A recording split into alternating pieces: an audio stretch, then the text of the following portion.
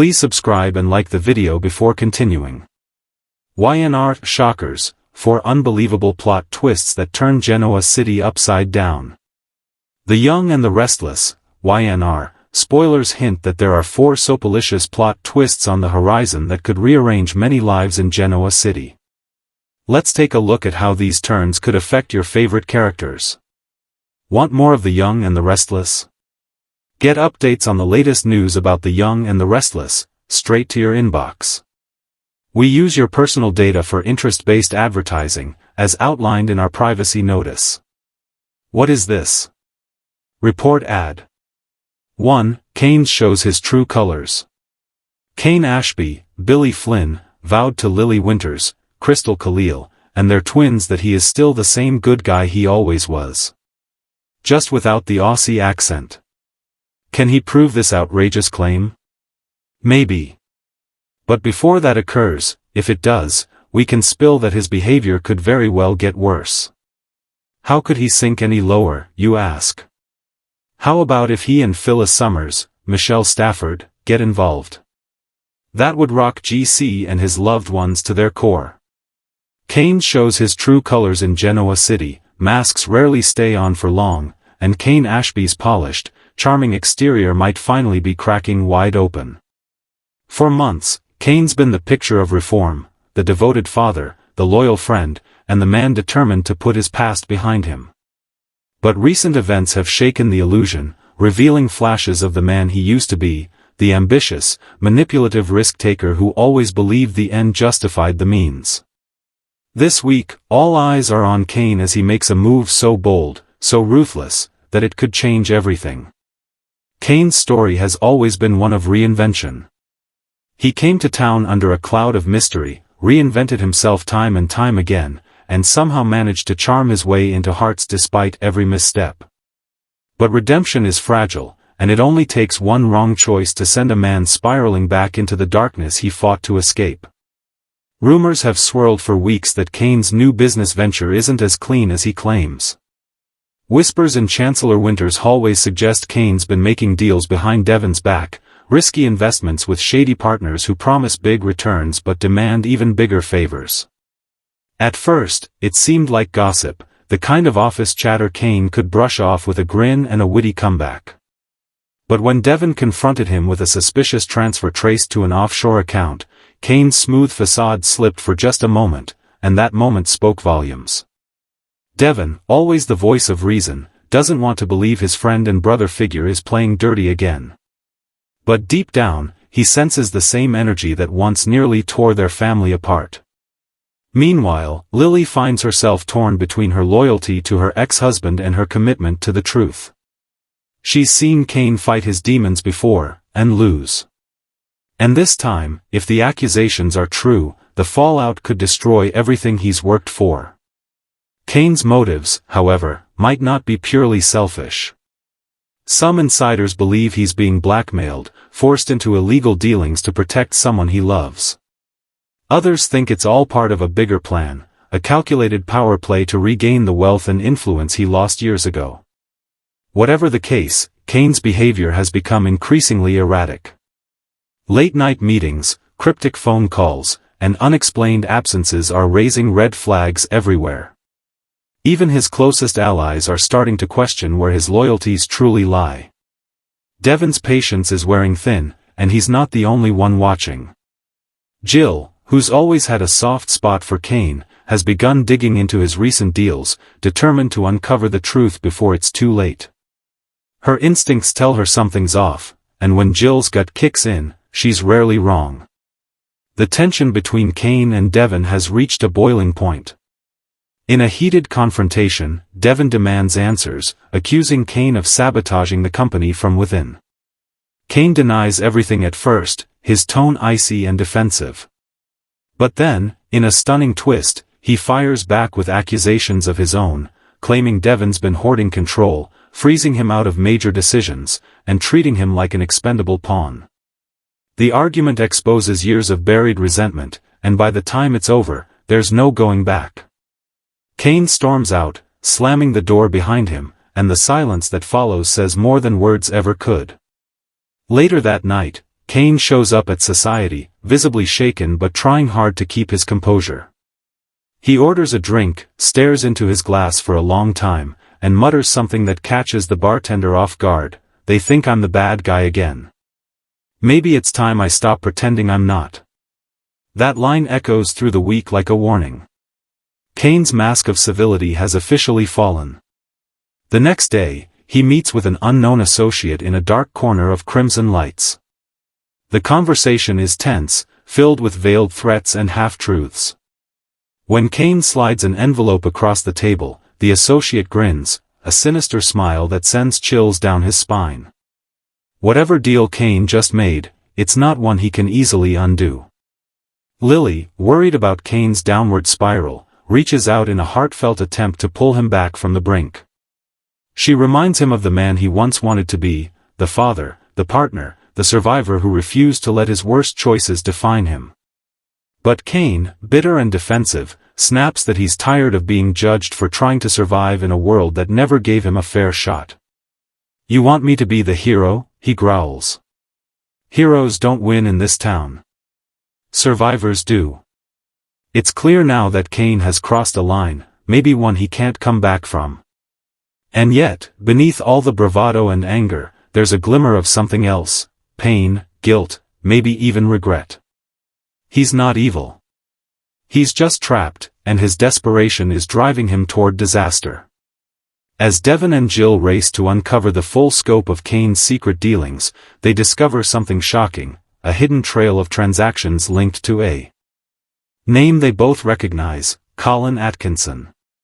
Cain's father, the master con artist, seems to be pulling strings from the shadows once again. Has Cain been helping Colin, or has he been manipulated by him? The answer could blow the whole story wide open.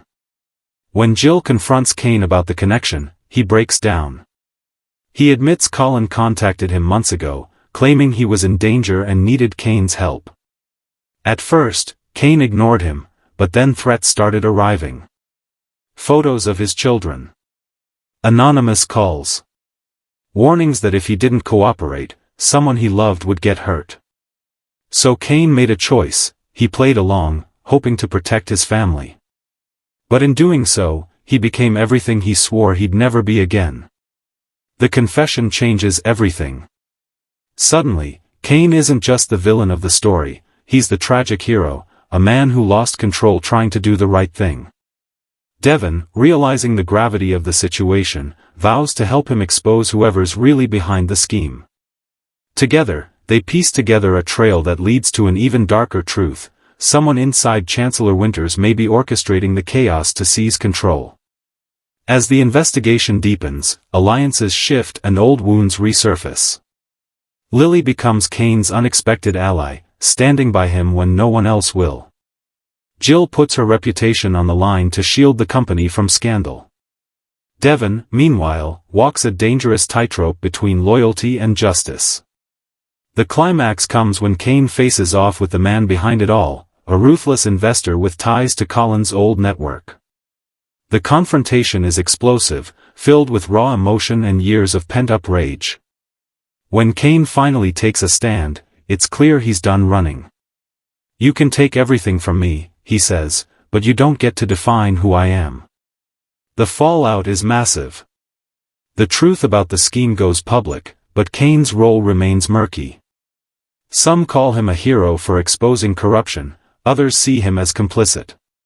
Either way, the damage is done. Chancellor Winters is left reeling, and Cain's reputation is in tatters. Yet, in the quiet aftermath, something remarkable happens. Devon extends an olive branch, offering Cain a chance, not at forgiveness, but at redemption. "You want to prove you've changed?" Devon says. "Then help rebuild what you broke." Cain accepts, his voice steady but eyes heavy with emotion. The story ends not with a victory, but with a reckoning. Cain Ashby has shown his true colors: flawed, conflicted, but undeniably human. He's not the man he once was, but he's not free of his past either. And in Genoa City, where every saint has a secret and every sinner has a story, that might just make him one of the most compelling characters of all. 2. Victor and Jack escalate their war. The ongoing historic war between Victor Newman, Eric Braeden, and Jack Abbott, Peter Bergman, is about to flare up in a big way. What is this? Report ad. Right now they have a loose alliance based on defeating Cain, but at some point they stop and redirect their venom toward each other. Believe it or not, there are still stones to be unturned in this historic battle, and what is coming up will have the power to destroy lives in among the Newman and Abbott families. Victor and Jack escalate their war. Genoa City is once again on the brink of chaos as the rivalry between Victor Newman and Jack Abbott erupts into one of the most explosive feuds the town has seen in years. For decades, these two titans of industry have battled for control, respect, and revenge. But this time, their war isn't just about business, it's about legacy, loyalty, and power. The lines have been drawn, the alliances are shifting, and both men are prepared to burn everything to the ground if it means coming out on top. It all starts with a seemingly simple business maneuver. Jack Abbott, riding high on Jabot's recent success, announces a new expansion strategy aimed at taking Newman Enterprises head-on. The move catches Victor off guard and sends shockwaves through the business world. Victor, never one to let anyone challenge his empire without a fight, takes it as a declaration of war. What begins as corporate competition quickly morphs into a personal vendetta. Victor accuses Jack of poaching talent from Newman Media, planting spies, and using inside information to undermine his family's company. Jack, on the other hand, insists he's simply giving Newman a taste of its own medicine, claiming Victor has spent years trying to destroy Jabot through underhanded tactics. The accusations fly fast, and neither man is willing to back down. The tension between them spills out of the boardroom and into their personal lives. Nicky Newman, caught in the crossfire once again, begs Victor to let it go, to stop fighting battles that should have been buried decades ago. But Victor's pride and paranoia won't allow it. He's convinced Jack is out to humiliate him publicly, and he refuses to be anyone's victim. Meanwhile, Diane Jenkins finds herself standing by Jack's side, fiercely protective and willing to do whatever it takes to support him. But her involvement only fuels Victor's anger. To Victor, Diane is nothing more than a manipulator, someone who dragged Jack back into old habits and reckless decisions. He sees her as a threat, not just to Jabot, but to his own family's stability. When Victor starts making calls to old allies and digging into Diane's past, Jack realizes the fight has gone beyond business, it's personal, and it's dangerous. Jack retaliates by launching a full-scale offensive, leaking damaging reports about Newman's recent acquisitions and calling into question Victor's leadership. The move hits Newman Enterprises hard, tanking stock prices and sparking rumors of a shakeup within the company. Adam, who's been trying to prove himself as a legitimate Newman player, finds himself caught in the middle. Torn between loyalty to his father and his own ambitions, Adam makes a bold move, offering to serve as a mediator between Victor and Jack. But Victor sees this as betrayal. "You don't negotiate with the enemy," he growls. "You crush them." Adam's attempt to broker peace backfires, and Victor shuts him out completely, reigniting the family's internal fractures. At the same time, Kyle Abbott becomes increasingly alarmed by his father's obsession. He watches Jack lose sleep, grow more aggressive, and make impulsive decisions that could put Jabot at risk. Kyle's pleas for reason fall on deaf ears, and the Abbott family begins to fracture under the strain. Billy, ever the wild card, sides with Jack, at least for now. But his support is conditional. He warns his brother that if Jack's crusade crosses the line into self-destruction, he'll walk away. The war escalates when Victor strikes back with a devastating move of his own. Using his extensive connections, he manages to secure a government audit targeting Jabot's recent international deals. Overnight, Jack's empire is thrown into disarray. Shipments are frozen, contracts suspended, and media outlets begin speculating that Jabot is in serious trouble. Jack knows exactly who's behind it. "This is Victor's doing," he growls. "He's trying to bleed me dry." The confrontation that follows is pure fire. When Jack storms into Newman Ranch, the air practically crackles with tension. Victor greets him with his trademark smirk, leaning back in his chair like a king waiting for his rival to kneel. The exchange is brutal, two alpha men, two egos too big to share a room. Jack accuses Victor of corruption and obsession, while Victor calls Jack weak, accusing him of hiding behind his family and his company. "You've always wanted what I have," Victor sneers. "But you'll never be me." Jack's response is just as cutting, "I don't want to be you, Victor. I just want to watch you fall." The words hang in the air, thick with venom. For a moment, even Victor seems rattled. The fallout from their meeting ripples across Genoa City. The business community takes sides, families are torn apart, and the rivalry dominates every conversation. Nikki, realizing the toll it's taking, issues an ultimatum to her husband: either end the war or risk losing her for good. But Victor, stubborn as ever, believes he's fighting for something greater. "I'm protecting my legacy," he insists. "If I fall, Newman falls with me." Jack, on the other hand, begins to question what victory even looks like. The constant battles have left him drained, and Diane pleads with him to stop before it's too late. But then comes the twist that reignites his fury. Victor secretly acquires controlling interest in one of Jabot's key suppliers, effectively cutting off Jack's operations. It's a masterstroke, a classic Newman maneuver, and it pushes Jack to his breaking point. Determined to strike back, Jack devises his boldest plan yet. He partners with an unlikely ally, Tucker McCall. The two men form a covert alliance designed to outmaneuver Victor in the corporate world. Tucker provides the funding and connections, while Jack brings strategy and insider knowledge. Together, they aim to dismantle Newman's latest expansion deal, which could cost Victor billions. When Victor discovers the partnership, his reaction is volcanic. He sees Tucker as a traitor, Jack as a coward, and himself as the last man standing in a town full of weaklings. "If they want war," he says coldly, "then I'll give them one they'll never forget." The weeks that follow are filled with sabotage, manipulation, and emotional fallout. Deals are cancelled. Employees are poached. Anonymous leaks hit the press. Both companies suffer, but neither man will admit defeat. The rivalry becomes so toxic that even the younger generation begins to rebel. Summer and Kyle, trapped between their feuding families, try to broker peace, but their efforts only lead to more hostility. In one particularly explosive scene, Kyle confronts his father: "This isn't about Jabot or Newman anymore, is it? This is about your ego, and his. And it's destroying everything." Jack's silence says it all. The climax comes at a high-stakes gala where both men are forced to share the same stage. The event, meant to celebrate Genoa City's business community, quickly devolves into chaos when a journalist publicly questions Victor about the recent scandals. Jack seizes the moment to expose the truth, revealing documents that prove Victor manipulated regulatory agencies to attack Jabot. The crowd gasps. Cameras flash. For the first time, Victor Newman looks cornered. But Victor doesn't go down easily. With icy calm, he steps up to the podium and delivers a speech so cutting it silences the room.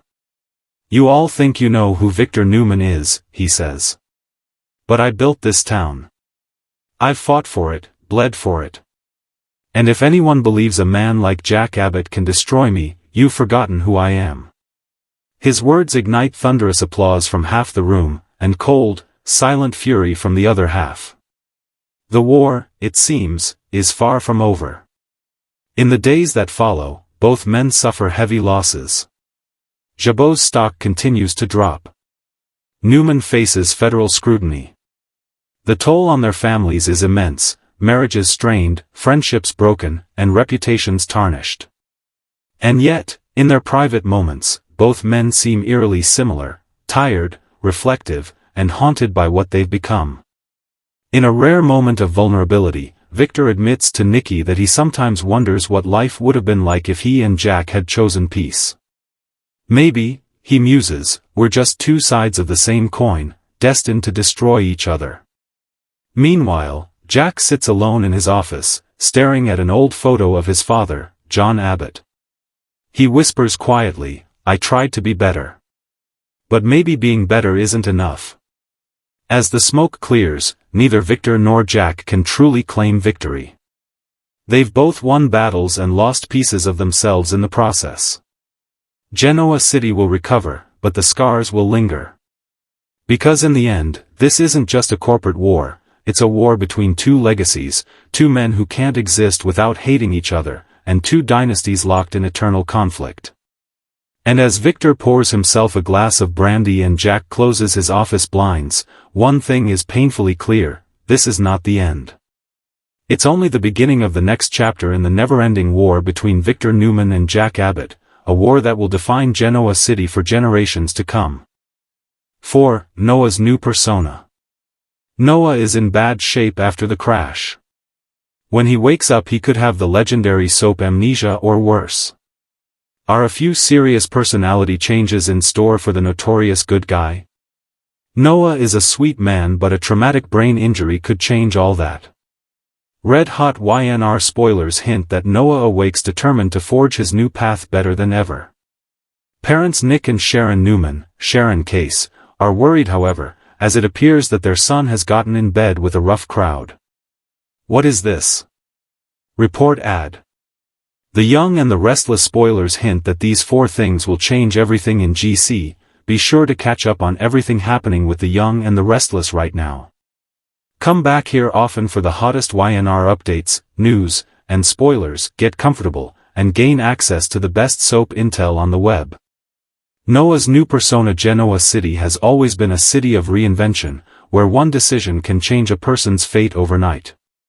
And now, it's Noah Newman's turn to step into the spotlight with a transformation that's left his family, friends, and fans stunned.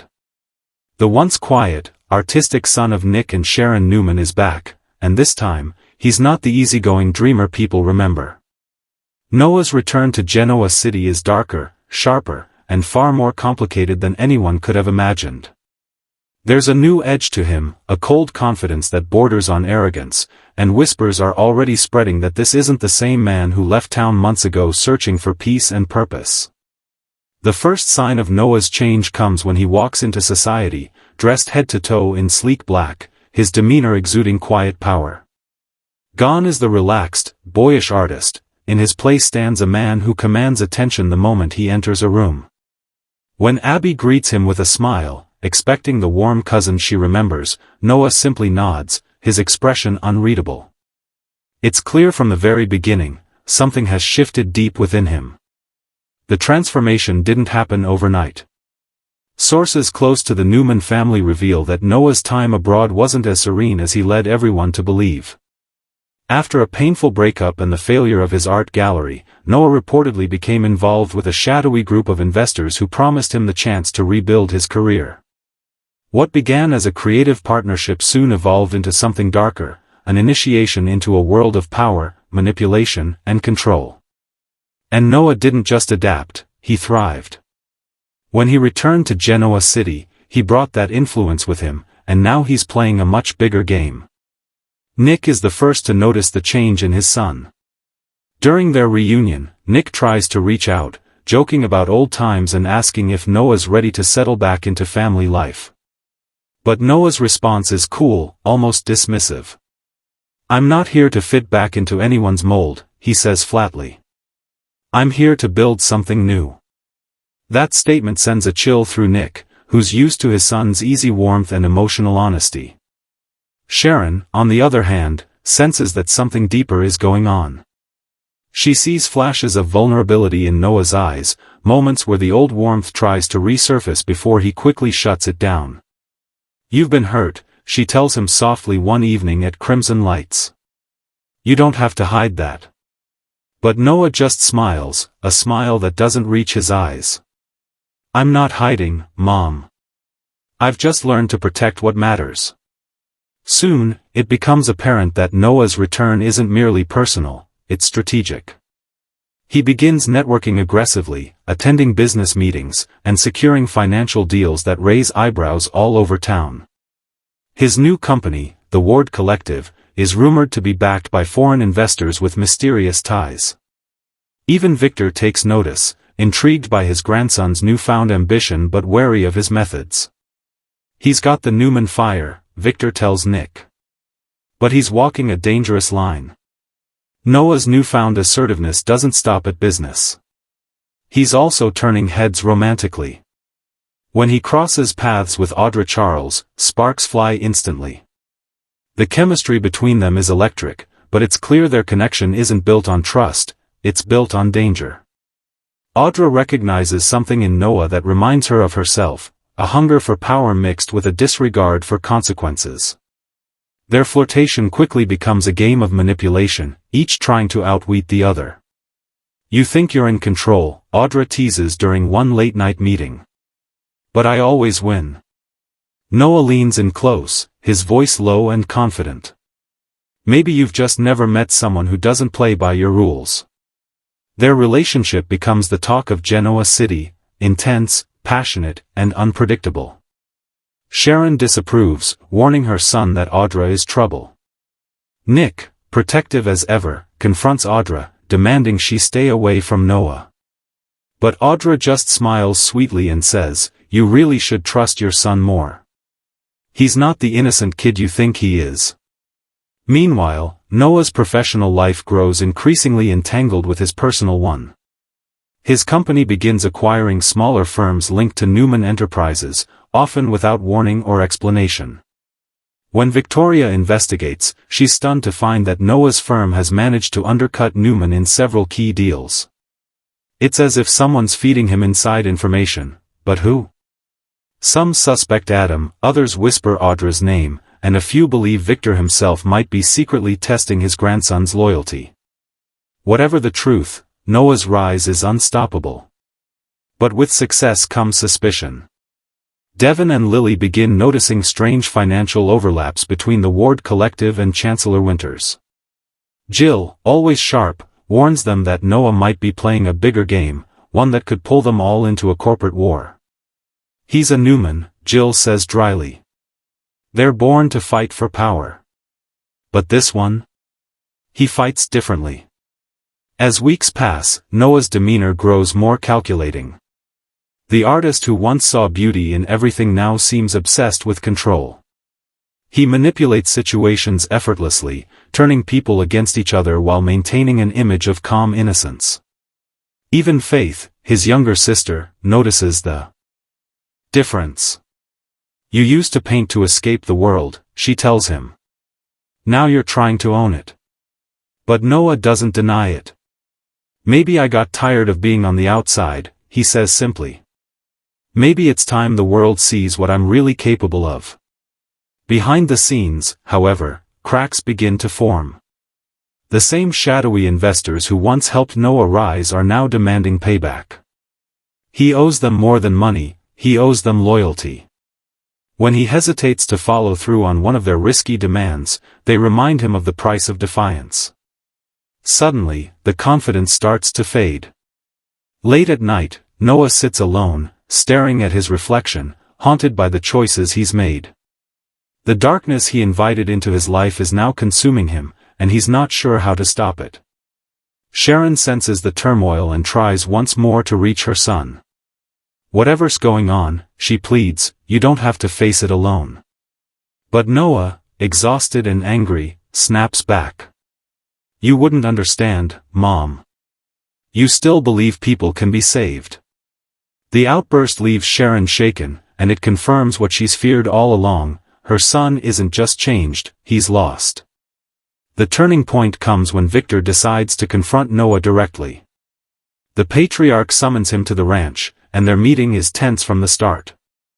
"I know what you're doing," Victor says, his tone low and commanding. "And I won't allow you to tarnish this family's name." Noah meets his grandfather's glare without flinching. Maybe it's time the Newman name stood for something new. For a long moment, neither man speaks. The air is thick with tension, 2 generations of Newman men, each unwilling to bend. Finally, Victor warns him, "You think you can outsmart me, boy? You have no idea what game you're playing." Noah leaves without a word, but the encounter lights a fire inside him. He decides to go all in, taking bold risks that shock even his investors. He publicly challenges Victor's business practices, accusing him of monopolizing the industry and stifling innovation. The press eats it up. Overnight, Noah becomes a media sensation, the rebellious heir unafraid to stand against the Newman empire. But behind the headlines, the pressure mounts. The same investors who once praised him now see him as expendable. When one of them turns up dead under mysterious circumstances, suspicion falls on Noah. Though the police can't prove anything, the scandal rocks Genoa City. Sharon's heart breaks as she watches her son unravel. Nick tries to protect him, but Noah refuses help. "I'm not your project," he tells his father. "I'm not that kid who needs saving anymore." In one of the most emotional moments yet, Noah visits his old studio and looks at his unfinished paintings, covered in dust. The images remind him of who he used to be, the dreamer, the artist, the believer in love and redemption. A single tear rolls down his cheek as he whispers, "I don't even know that guy anymore." The ending of Noah's story is left deliberately open. In the final scene, he stands on the balcony of his penthouse, looking out over the city skyline. His phone rings. It's an unknown number. He answers, listens silently, then says, "I'm ready for the next move." The call ends, and he smiles faintly, a mix of pain and satisfaction in his eyes. Below him, Genoa City glitters like a chessboard waiting for its next play. Noah Newman has officially shed his old skin. The artist is gone. The strategist has arrived. And in a city ruled by ambition, love, and betrayal, one thing is certain: Noah's new persona isn't just a phase. It's a warning. The boy who once painted light has now learned to master the shadows, and Genoa City may never see him the same way again. 3. There's a new bad guy in town. Next up, we have a new villain to shake things up in GC. The intro to the new bad guy coincides with Noah Newman's, Lucas Adams, devastating car crash in LA. Someone arranged for his car to fall down a ravine, and this is the bad guy who has it in for Noah. We know that Roger Howarth has joined the show, and it could be his character that is involved, and with Sienna Bacall, Tamara Braun, who debuted this week. Sienna is involved with a guy named Mitch, and he could be the one after Noah. Whoever this person is, Nick Newman, Joshua Morrow, wants payback. And, once Victor Newman, Eric Braden, gets the news, Noah's grandfather wants revenge. There's a new bad guy in town. Genoa City has seen its fair share of villains, schemers, manipulators, and masterminds who've torn families apart, destroyed empires, and left chaos in their wake. But none have prepared the residents for what's coming next. There's a new bad guy in town, and his arrival is about to shake every corner of the city's power structure. From the moment he steps into the frame, he exudes danger, not the loud, reckless kind, but the calm, calculated menace of someone who knows exactly how to pull strings from the shadows. He's charming, intelligent, and terrifyingly patient, the kind of man who doesn't need to shout to command a room. Within days of his arrival, whispers start circulating through Crimson Lights and society. No one knows much about him, but everyone senses the storm brewing. His name? Damian Ward, a name that's already sending chills down the spines of Genoa City's most powerful players. Damian arrives under the guise of opportunity, a mysterious investor with deep pockets and a keen eye for potential. He claims to be interested in partnering with Chancellor Winters and Jabot, promising innovation and global expansion. His pitch is flawless, his credentials impeccable, and his charisma undeniable. Devon, always cautious but intrigued, agrees to a meeting. Lily, impressed by Damian's confidence, believes he could be the key to taking the company to the next level. But Jill feels something off about him. The way he watches people, the way he speaks just a little too smoothly, it all feels rehearsed. He's too perfect, she warns. Men like that don't show up without an agenda. As it turns out, Jill's instincts are dead on. Damian isn't who he says he is.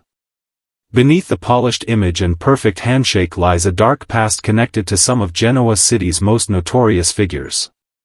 Unknown to most, Damien once worked for a rival of Victor Newman, an underground financier who specialized in hostile takeovers and corporate sabotage. Now, with his former employer gone, Damien is carving out his own empire, and Genoa City is his first conquest. He begins by weaving himself into the fabric of the town's elite. Within weeks, he's having dinner with Victor and Nikki, sharing drinks with Jack and Diane, and charming Abby with stories of his humble beginnings. He's everywhere, his influence spreading like wildfire. But behind the scenes, he's setting traps, gathering secrets, and manipulating loyalties. His first major target? Newman Enterprises. Using his extensive connections, Damien uncovers sensitive information about Newman's recent overseas investments. He leaks just enough data to spook investors but keeps his fingerprints off the crime. The resulting panic sends Victor into damage control mode, but the real blow comes when Damien offers to help. He publicly expresses sympathy for Newman's troubles and proposes a strategic partnership that would stabilize the company. Victor, suspicious but intrigued, decides to test him, unaware that Damien is already 3 steps ahead. Meanwhile, Jack Abbott begins to take notice. At first, he assumes Damien is just another corporate opportunist. But then he learns that Damien has been quietly buying up Jabot shares through shell companies. When Kyle confronts him about it, Damien's response is chillingly calm. "I'm not taking over, Kyle. I'm just preparing for the inevitable. Change always comes, whether you're ready or not." That line sends chills through the younger Abbott, who immediately warns his father. Jack goes straight to Victor, demanding answers. But instead of uniting against a common enemy, the two rivals fall back into old habits, each accusing the other of being in on Damien's scheme. Damien couldn't have asked for a better distraction.